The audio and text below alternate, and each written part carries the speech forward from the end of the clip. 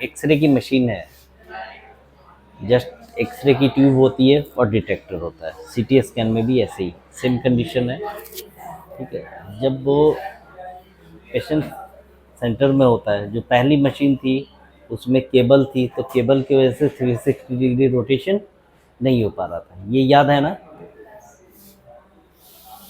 याद है ये, ठीक है। तो उसको क्या किया गया, स्लिप रिंग टेक्नोलॉजी के बेस पे 360 डिग्री रोटेट किया गया। 360 डिग्री रोटेट किया तो वन रोटेशन में वो एक इमेज दे रही थी, क्योंकि सिंगल डिटेक्टर था। स्कैनिंग फास्ट करने के लिए हमने नंबर ऑफ डिटेक्टर बढ़ाए, 2 बढ़ाए तो डुअल डिटेक्टर, ठीक है।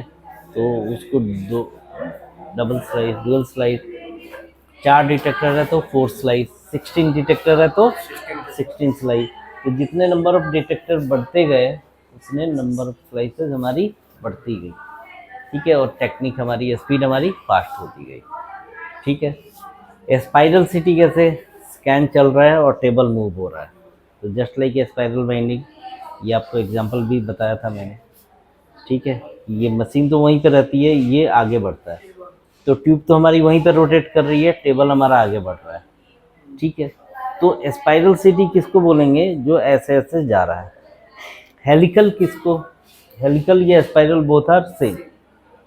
एक्जियल किसको बोलेंगे, स्पाइरल कट करो या हेलिकल कट करो, ये भी एक्जियल ही कट्स हैं।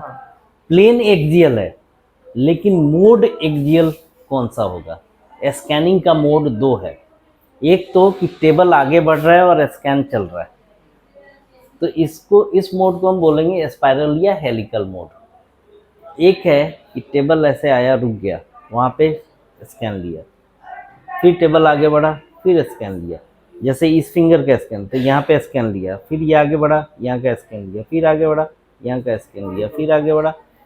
इन दोनों में क्या फ़र्क हो रहा है, यहाँ का स्कैन लिया, इधर से आया 360, फिर टेबल आगे बढ़ा, फिर यहाँ से आया 360, फिर आगे बढ़ा, फिर, तो ये ट्रू एक्सियल मिल रहा है, इसमें ओवरलैपिंग या एंगुलेशन नहीं है।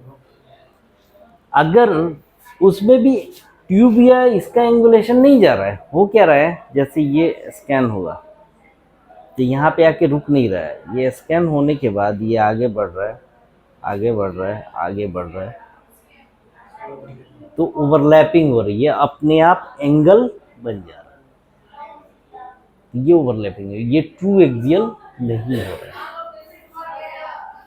मिनिमल सी ओवरलैपिंग आ रही है, ठीक है। तो इसको हम, ये हेलिकल, हेलिक्स जैसा ये है ना, इस टेक्निक को हम क्या बोलेंगे, स्पाइरल टेक्निक। इसमें देख रहे हो क्या हुआ है, ऐसे ऐसे ऐसे, तो यही टेक्निक होती है, इसलिए इसको हम स्पाइरल या हेलिकल में। तो स्कैनिंग के, सीटी स्कैन में 2 मोड हैं, एक स्पाइरल या हेलिकल मोड, या दूसरा एक्सियल मोड। पिच वैल्यू पता है क्या होता है, पिच क्या होता है, एक्सरे की ट्यूब की रोटेशन प्लस टेबल की वैसे नॉर्मल पिच का मतलब क्या होता है, क्रिकेट में ग्राउंड में हाँ? क्रिकेट में आप जो खेलते हैं वो उसे भी पिच कहते हैं। फिजिक्स में पिच का मतलब क्या होता है। अब सीटी वाला पिच बताओ, पिच वैल्यू ज़्यादा है, इसका मतलब क्या हुआ, ट्यूब की रोटेशन और टेबल अंदर जाने का पर सेकंड, जो टेबल की मूवमेंट की जो गति है, अगर वो ज़्यादा होगी, और सिटी की जो रोटेशन की गति है वो अपनी सेम पे, मगर अगर हम उसको बढ़ा देंगे तो फिर वो कट जो है, मतलब छोड़ छोड़ के जल्दी लेगा। तो अगर पिच वैल्यू आप ज़्यादा रखेंगे तो ओवरलैपिंग ज़्यादा आएगी, पिच वैल्यू कम रखेंगे तो ओवरलैपिंग कम आएगी। पिच वैल्यू ज़्यादा का मतलब स्पीड ज़्यादा है, ठीक है। तो जो बोलते हैं ना वॉल्यूम, तो जो फ्रीक्वेंसी निकलती है, अगर इसकी स्पीड ज़्यादा है,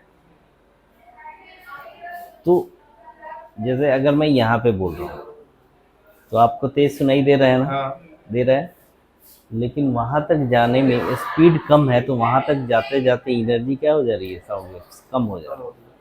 जिसकी पिच वैल्यू ज़्यादा होती है उसकी वॉइस तेज़ी से जाती है, तो जितना यहाँ सुनाई दे रहा है उतना ही वहाँ भी सुनाई देगा।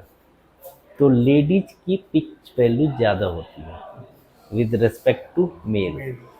अगर उसी वॉल्यूम से मेल बोले और उसी वॉल्यूम से लेडीज बोले, फीमेल, लेडीज नहीं फीमेल, फीमेल की पिच वैल्यू ज़्यादा होती है। सेम वॉइस से वो बोलेगी तो उसकी दूर तक सुनाई देगी। ठीक है, तो जिसका पिच वैल्यू समझ में आया, पिच वैल्यू का मतलब एक्सेलरेशन, स्पीड। ठीक है, मोड होते हैं स्कैनिंग के। अब इसका इम्पोर्टेंस क्या है ये देखते हैं हम। इसका रोल है, आज के डेट में भी एक्सियल मोड की स्कैनिंग होती है। ठीक है, बस मल्टी स्लाइस की मशीन है जिसमें 64 स्लाइस, 128 स्लाइस या 264 स्लाइस। तो ऐसे में आपको कट्स मिल जाता है 0.625, मतलब 1 mm से भी कम। ठीक है, इतने का कट्स और इतने की ही स्पेसिंग। ठीक है, इवन कि आप इसको और भी कम कर सकते हो। तो इतने थिन कट्स में अगर आप स्कैनिंग कर रहे हो तो आपको ट्रू इमेज ही मिलेगा, उसमें आर्टिफैक्ट नहीं है। अब हमने क्या किया, इसको हेलिकल मोड पे रन किया, तो ये जैसे स्पाइरल वाइंडिंग है, ये चीज़ ये पास पास में है। अगर आप ध्यान से देखो तो ऐसा लग रहा है कि जहाँ से निकला वहीं से, अगर अचानक देखो तो ऐसा लग रहा है ना कि जहाँ से निकला है वहीं जाके लग रहा है। ध्यान से देखो तो इधर, ये क्यों, क्योंकि ज़्यादा पास पास है। इससे और पास पास कर दें हम, स्पेसिंग और कम कर दें, ठीक है, तो क्या लगेगा, जहाँ से निकला वहीं पे, तो ओवरलैपिंग क्या हो जाएगी, कम होती जाएगी। ठीक है, अगर ये स्पेसिंग बढ़ा दूँ मैं तो क्या होगा, ज़्यादा ओवरलैपिंग बढ़ जाएगी। ठीक है, तो जब अगर हम सिंगल स्लाइस की स्कैन करते हैं, सिंगल स्लाइस सिटी, तो 1 रोटेशन में एक इमेज आती है। वैसे अगर मैं इतने 0.6 to 5 mm के कट्स लूँ और पूरा ब्रेन लूँ ये, तो इसमें लगभग ये नहीं भी तो यहाँ से यहाँ तक 10-12 सेंटीमीटर तो होगा ही, होगा ही या नहीं, 12 सेंटीमीटर, 12 सेंटीमीटर। तो mm में अगर हम बात करें तो 1 सेंटीमीटर में 10 mm। ठीक है, और 0.6 to 5 में तो आधा, तो 0.6 to 5 में तो कितनी इमेज चली जाएगी, 250-300 इमेज चली जाएगी अप्रॉक्स। यानी 250 से 300 बार ट्यूब रोटेट करेगी, और 1 ट्यूब रोटेशन में 1 सेकेंड लग रहा है सिंगल स्लाइस में। तो उतनी बार कंटिन्यूअस अगर ट्यूब रोटेट करते रहे तो एक्सरे निकल रही है कैसे, इलेक्ट्रॉन के बम्बार्डमेंट की वजह से, वहाँ पे हीट डिसिपिटेट हो रहा है। इतनी देर कंटिन्यूअस अगर हीट निकलता रहे तो ट्यूब क्या होगी, बर्न हो जाएगी। एक तो ये पॉसिबल ही नहीं है सबसे पहली चीज़। अगर हम प्रैक्टिकली इसको पॉसिबल करना चाहें तो क्या होगा, थोड़ी ही देर में, यानी इतने सेकेंड हो गए ना, 260 इमेज मतलब 260 सेकेंड हो गए। ठीक है, तो 260 सेकेंड का मतलब मिनट्स में अगर कन्वर्ट करो तो 4 मिनट हो गया। ठीक है, 4 से 5 मिनट हो जा रहा है। तो 4 से 5 मिनट अगर ट्यूब एक्सपोज करते रहो क्या हाल होगा, 4 से 5 मिनट क्या, अगर तुम 1 मिनट भी लगातार एक्सपोज कर दो तो भी ट्यूब इतनी हीटअप हो जाएगी कि वो बर्न हो जाएगी। ठीक है, तो वैसे केस में हम कट्स जो लेते हैं वो बेटर होता है कि 5 mm के लिए।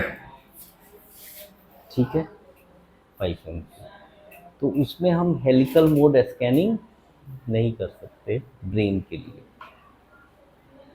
होता क्या है, अगर ये ऐसे कट लिया हर जगह से, तो बोन एक्सरेज को ज़्यादा रोकेगा, तो बिल्कुल सीधा सीधा लिया तब तो इमेज सही आ गई। ये अगर मैंने यहाँ से रेज ऐसे किया और ऐसे, तो ओवरलैपिंग की वजह से क्या होगा कि ये रेज कभी यहाँ पड़ रही है, कभी यहाँ पड़ रही है, तो आधा इसका बोन और आधा इसका बोन, डबलिंग ऑफ बोन हो जाएगा, और वो बीम को हार्ड कर देगी। जैसे यहाँ पे आया, तो यहाँ पे एक्सरे रोका, उसके बाद फिर आगे बढ़ा ऐसे करके, तो आगे जो रेज जा रही है उसकी स्ट्रेंथ कम हो जाएगी।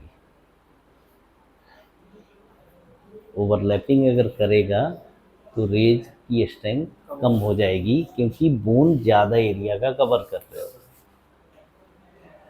इसको हम बोलते हैं beam hardening artifact. Beam hardening artifact, beam को हार्ड कर दिया।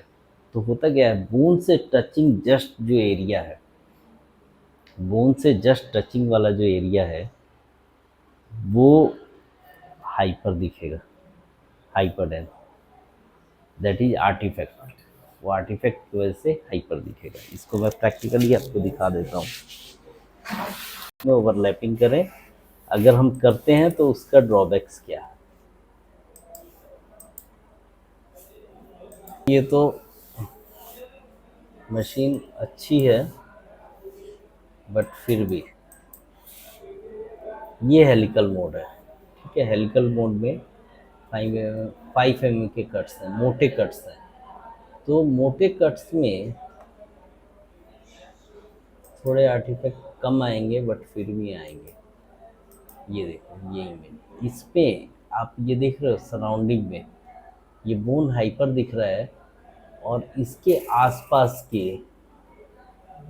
ये भी हाइपर इंटेंसिटी थोड़ी दिख रही है। जैसे ये इसको ब्लीड है, सबरेक्नोइड हेमरेज है, ये दिख रहा है, सबरेक्नोइड हेमरेज है यहाँ पे पर्टिकुलर स्पेस पे। ये 5 mm के कट्स हैं, इसके मैंने लिए थिन कट्स।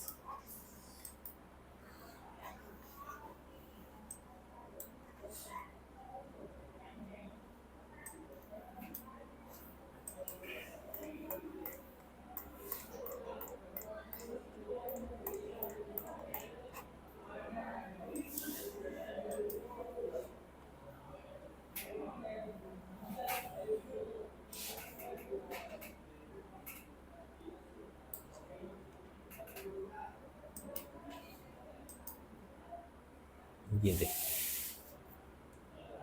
इस इमेज में और इस इमेज में, ये जो बोन से जस्ट टचिंग वाला एरिया है, ये यहाँ पे इमेज इंफॉर्मेशन का लॉस हो रहा है। इसमें क्लियरिटी देखो, ये 5 mm के हैं और ये है 0.6 to 5 mm के। 16 स्लाइस की मशीन पे लिया गया है, तब ये हाल है। अगर हम डुअल स्लाइस या 4 स्लाइस पर लें तो ओवरलैपिंग और ज़्यादा आएगी, और पेरीफेरी में ये जस्ट इसके बाद वाली इमेज हमारे को दिखाई नहीं देगी, देगी तो हाइपर दिखेगी, ठीक है। तो और ग्रेनीनेस भी यहाँ पे देख रहे हो, साइड साइड से, ये देखो,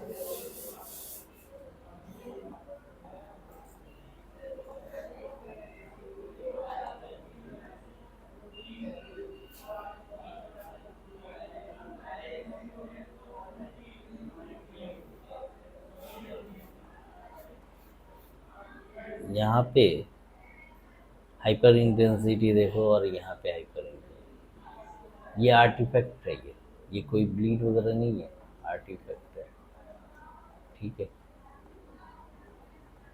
ये क्यों ऐसे दिख रहा है, क्योंकि हमने हेलिकल स्कैनिंग की है, तो बोन की ओवरलैपिंग हो रही है। तो आइडियली कम स्लाइस की मशीन पे हम प्रीफर करते हैं एक्सियल स्कैन, जिससे आर्टिफैक्ट नहीं है, ठीक है।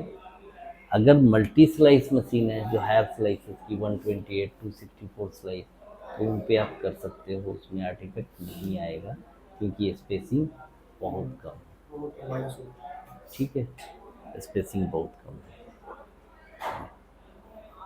तो एक्सियल मोड, बट तो हम एक्सियल मोड का रोल क्या है, कब हम करेंगे एक्सियल मोड? जब हमारे पास ब्रेन वगैरह की स्टडी करनी है, जब नंबर ऑफ स्लाइसेस हमारी मशीन की कम है तब। या फिर चेस्ट का स्कैन हम करते हैं। चेस्ट में आपको थिन कट्स, अब तो मल्टी स्लाइसिंग मशीन में तो सब में थिन कट्स ही आ रहा है। अदरवाइज चेस्ट में थिन कट्स पहले लिए जाते थे, 1 mm के कट्स। तो 1 mm के कट्स अगर सिंगल स्लाइस डुअल स्लाइस की मशीन से लो तो क्या होगा? ओवरलैपिंग एक तो पॉसिबल नहीं है, उतनी देर सांस पेशेंट रोक नहीं पाएगा। ठीक है, 35 स्लाइस लेनी है तो 35 टाइम ज़्यादा, 35 सेकंड तक ब्रीद होल्ड भी नहीं कर पाएगा। ठीक है, तो उसके लिए करते क्या थे ट्रू एक्सियल इमेज रिक्वायर करते। ट्रू एक्सियल, उसको बोलते थे high resolution technique, high resolution सीटी, HRCT। हाई रिजोल्यूशन में 1 mm के कट्स होने चाहिए। ठीक है, बेशक स्पेसिंग आप 10 mm कर दो, लेकिन जो कट्स मिले वो 1 mm का। थिन कट्स रहेगा तो रिजोल्यूशन बेटर रहेगा। तो पहले HRCT चेस्ट के नाम से अलग ऑर्डर आता था, आज की डेट में भी वो अभी जिंदा है। HRCT chest oblique plane, doctor बोलते हैं HRCT हाई रिजोल्यूशन सीटी करा के लाओ चेस्ट का, यानी एक mm के कट्स चाहिए। अब हमारा रूटीनली कितने mm का है? 0.6 to 5 mm का। 0.6 तो 1 mm से भी कम हो गया, तो अलग से आपको HR कट्स लेने की नीड नहीं है। हाँ, पहले क्या था कि सिंगल स्लाइस डुअल स्लाइस की वजह से उतने लॉन्ग ड्यूरेशन में अगर एक ही बार हम हेलिकल में चला दें, एक तो मशीन बंद हो जाएगी, अगर चल भी गया तो टाइम इतना ज़्यादा कि पेशेंट ब्रीथ होल्ड नहीं कर पाएगा। तो एक्सियल मोड में 1 mm के कट्स और 10 की स्पीड, ये हम लगातार चला सकते हैं। ठीक है, लेकिन पेशेंट ब्रीथ होल्ड उतनी देर नहीं कर पाए। ठीक है, आप सपोज करो कि एक्सियल मोड में आप ले रहे हो, चेस्ट की इमेज 40 इमेज हो गई, 40 सेकेंड पेशेंट ब्रीथ होल्ड कर पाएगा? तो इसको करते क्या है, डिवाइड कर लेते हैं मल्टी एक्विजिशन में और हेलिकल मोड में कर लेते हैं। और मल्टी एक्विजिशन जैसे उसमें करेगा क्या, एक बार मशीन चलेगी तो 3 या 4 स्लाइस लेगी, या जितने स्लाइस आप उसमें सेट करना चाहते हो आपके पास ऑप्शन हो। 3 स्लाइस, 4 स्लाइस, 5 स्लाइस। ठीक है, तो आप सपोज करो कि 3 स्लाइस लेने में पेशेंट को ब्रीथ होल्ड करना पड़ रहा है कितना, 3 सेकंड, 4 सेकंड, 5 सेकंड ज़्यादा ज़्यादा। तो आप बोलोगे सांस रोकिए, फिर मशीन चला दोगे, वो 3 कट्स लेगा फिर रुक जाएगा। ठीक है, या कुछ मशीनें जो बिल्कुल सिंगल स्लाइस की बता रहा हूँ मैं, उसमें तो एक बार में एक ही कट्स लेता है। ये तो मल्टी स्लाइस में बता रहा हूँ, मल्टी स्लाइस में लोग HRCT कर रहे हैं आज। हालांकि ये कम्प्लीटली आउटडेटेड है, बट आज तक भी अभी भी कर रहे हैं, पहले तो होता ही था।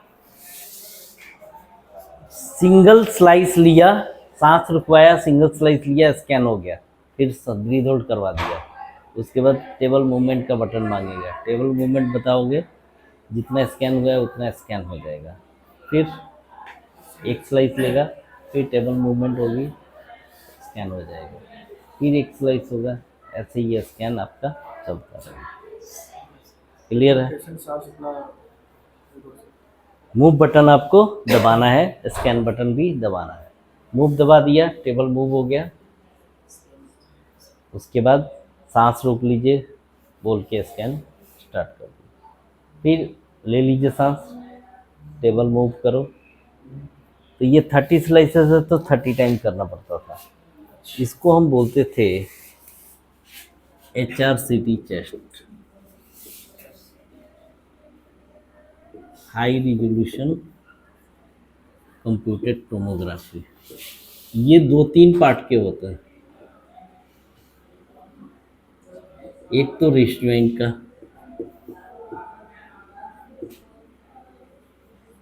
रिस्ट टेम्पोरल बोन, और तीसरा चेस्ट। ठीक है, टीएम जॉइंट भी तो इसी में इंक्लूड हो जाता है। हाँ, temporal TM joint both are done. ठीक है, तो एक्सियल मोड समझ में आया पक्का, हेलिकल मोड समझ में आया। आज के डेट में भी एक्सियल मोड यूज हो रहा है जहाँ पे कम स्लाइसेस की मशीन है।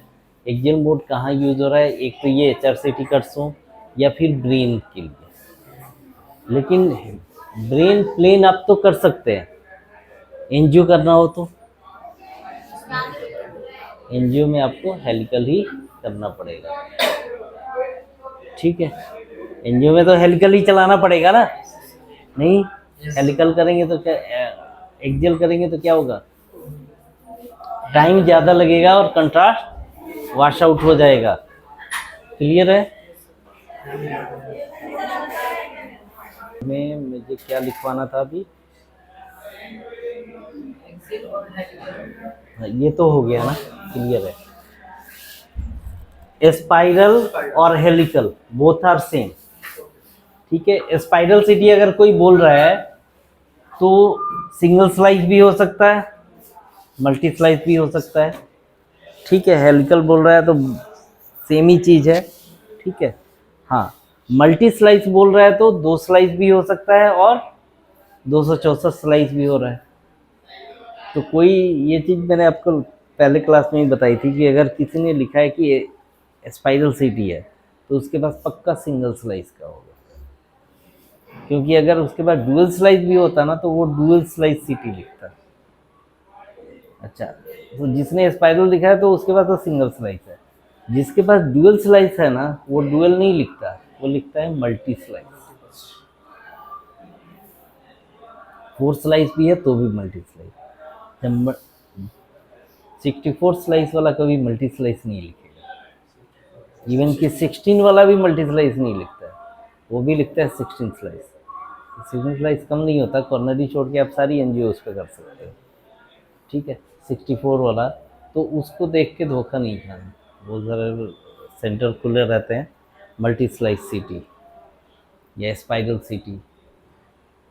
ठीक है, तो डन। अब हम आगे बढ़ते हैं। सीटी स्कैन में इमेज डेंसिटी के बेस पे पहचानना आपको आ गया है।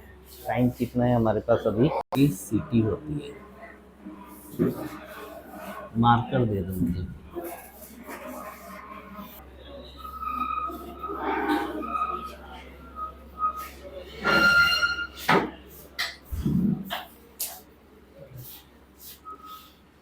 इंक डाल दो। Non contrast computer tomography.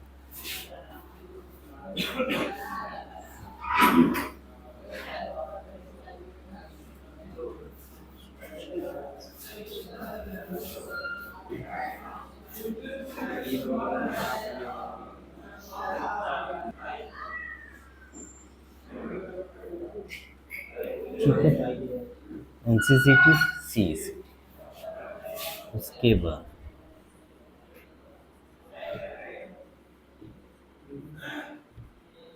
Urography. Urography क्या होता है, किडनी के फंक्शन को देखने के लिए। ठीक है, कि जो आप IVP जैसे करते हैं वैसे ये, इसको CT IVP भी बोला जाता है। CT IVP या यूरोग्राफी बोथ आर सेम। इसमें हम कंट्रास्ट दे के देखते हैं कि किडनी का फंक्शन प्रॉपर है या नहीं। ठीक है,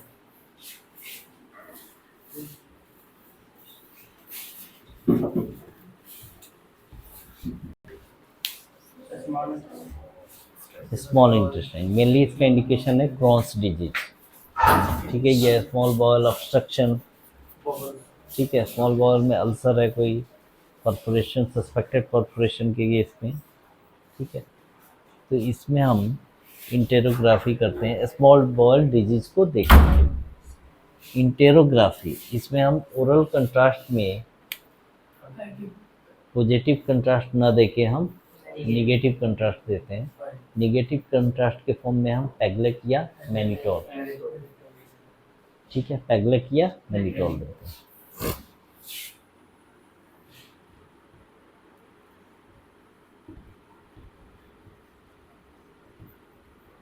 दोनों में क्या फर्क है? पहले क्या मेडिटोल देते हैं, फीडिंग ट्यूब, नेजोगैस्ट्रिक ट्यूब या फीडिंग ट्यूब डायरेक्ट डालते हैं, उसको पिलाते नहीं हैं, दे देते हैं, ठीक है, और स्कैन करते हैं तो होमोजीनस इन्हांसमेंट आता है। इसमें नोजिया या वोमिटिंग के चांसेस कम होता है। और लूज मोशन, जैसे 45 मिनट तक पिला रहे हो तो क्या होगा, उतनी देर के बाद से उसको पेरिस्टालसिस मूवमेंट बढ़ती जाएगी। जो अभी जो स्टमक में गया वो 45 मिनट के बाद क्या होगा, रेक्टम तक पहुंच जाएगा 40, 45, 50 मिनट तक। और एक ही बार आप दे देते हो तो फिर वो आगे बढ़ता जाएगा और थोड़ी देर में ही फिल हो जाएगा, तो वैसे में डायरिया के चांसेस कम होते हैं, ठीक है। तो इंटेरोग्राफी और इंटेरोक्लाइसिस में फ़र्क क्या है? इंटेरोग्राफी में आप ओरली ले रहे हैं और इंटेरोक्लाइसिस में फीडिंग ट्यूब या नेजोगैस्ट्रिक ट्यूब इनसे देते हैं, ठीक है। उसके बाद हमारा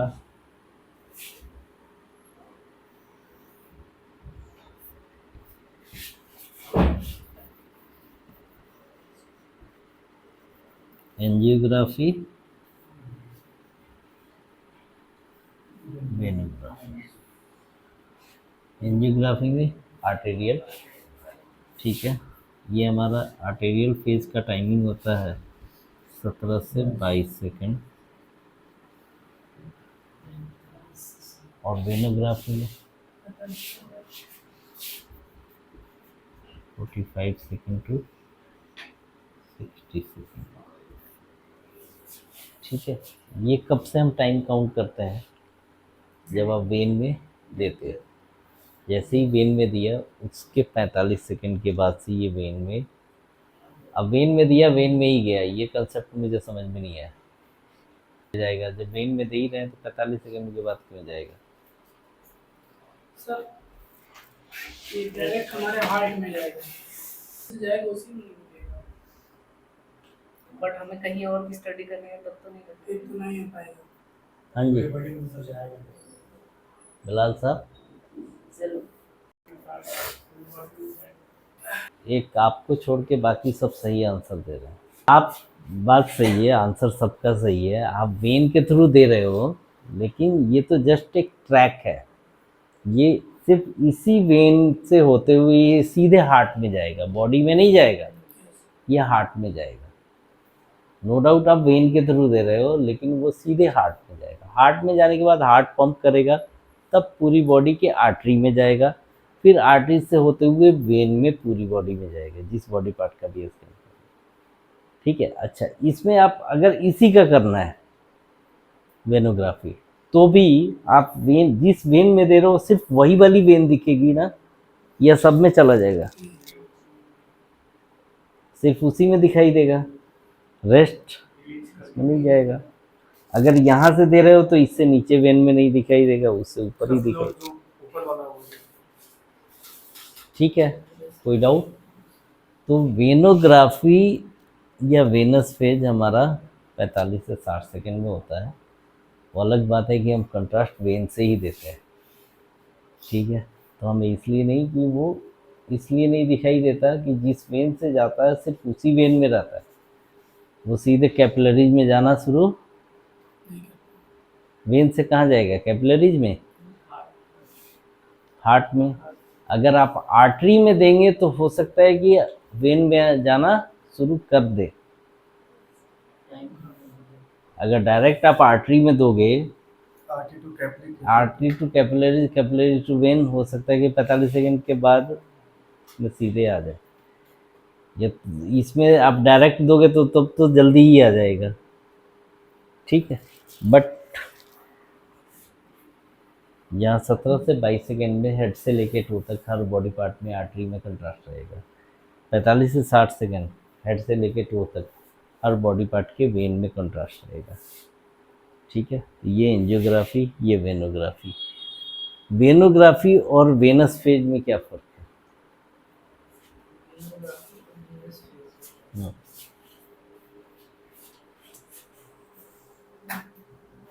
वेनोग्राफी आप सिर्फ वेन को देखने के लिए कर रहे हैं, और जो आप सीईसीटी कर रहे हैं, सीईसीटी यानी वेनस फेज, सीईसीटी का मतलब वेनस फेज।